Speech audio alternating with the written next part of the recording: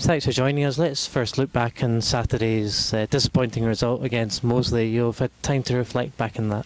Yeah, everyone's looked at it pretty hard, and disappointing for us not to go there and get a better result. But full credit to Moseley. I mean, they played the game exactly right. They took us on at the set piece, and they controlled the territory with a good kicking game. And we talked about before the game about our discipline and the importance of not giving the opposition any easy outs or any easy ins. And the game was very much played in the red zones for each team, and the bit in between was just about wrestling for territory. And you know, we got a lot of things wrong, and Moseley got a lot of things right. So we've got a lot to focus on going into this week against Jersey. I'm sure they'll watch the tape back and they'll be licking their lips, thinking they can get into our set piece, and they can bully us around the breakdown, and they'll be able to exploit us with a good kicking game. So we've used it as a lesson, and we've also been able to put it to some good use going into this week. Because our forwards has been a strong point, certainly since you arrived at the club, so that must have been something that you were disappointed at, certainly our set piece. All the forwards were disappointed, they really were. I mean, the boys have been building some momentum, the whole team, and I said to a few of the forwards in the reviews yesterday, you know, I feel like, you know, they've set their reset button. Unfortunately, they were building some good momentum, and they're taking a big step back. But it's a challenge now for the whole group to move forward together. And it just goes to show how important a few key individuals are. A few key players and a few boys have taken knocks, and we need to get some boys back fit. And the guys that are stepping up are learning the hard way, but they are learning, and that's the most important thing.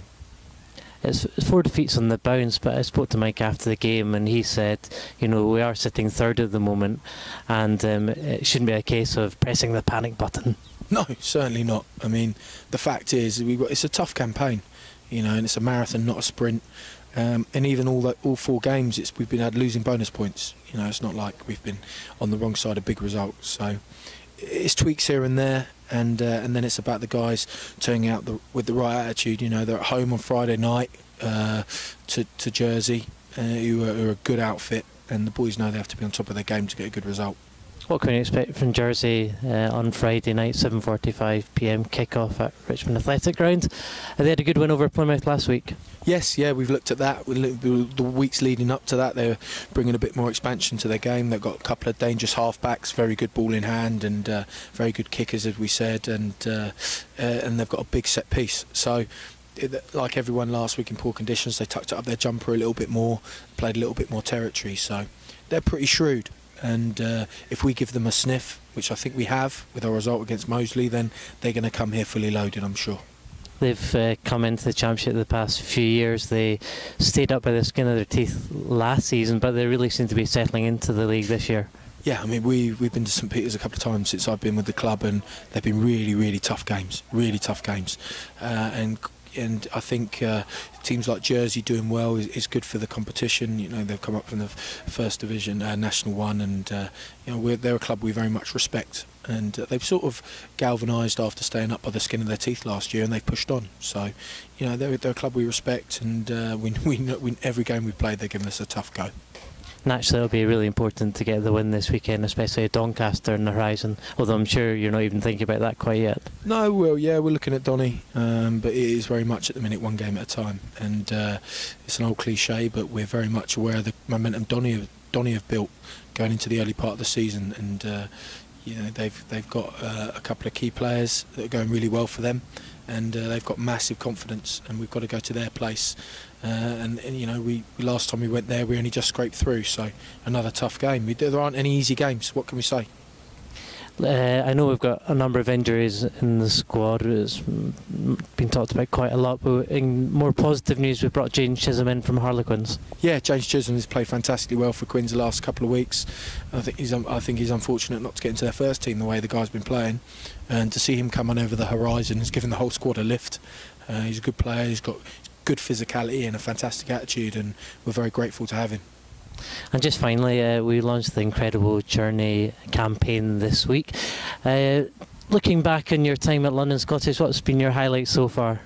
I think there's been a few games jumping out. I mean, this is my 3rd season, so I think the first big moment for me, my experience with the club, was the Newcastle away game.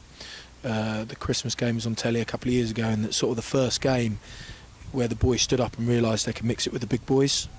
We lost narrowly by 3 points, but we didn't have much of a set piece that day, and we didn't have much of an attacking game that day. The conditions are pretty poor, and obviously Newcastle, very well drilled side and massive resources, and they got themselves promoted at a canter. But the sheer attitude and the belief in the boys to go out there and hang in there for 80 minutes against a fantastic team, and to almost nick it at the end, sort of gave the boys the confidence in their abilities, and to understand that if they work hard they'll get rewarded. And then to follow that up with two good wins against Bedford and Nottingham, who eventually finished in the top 4. And then obviously another one that springs to mind is the game against London Welsh last year, also at Christmas on Sky, and much the same. You know, we had a bit more platform to play off and a bit more of an attacking game, but again the attitude and the defensive effort and just the sheer guts, the boys showed what it meant to play for London Scottish. So again, well, we beat London Welsh, the eventual champions. So it gave the guys a bit more confidence, but then we couldn't keep that up going into the tail end of the season. So, you know, we're learning all the time, but the guys have got those one-off performances in them, and we've got to turn those one-offs into 3-offs, 4-offs, 5-offs, 10-offs, and that's the difference. Thanks for joining us. Cheers.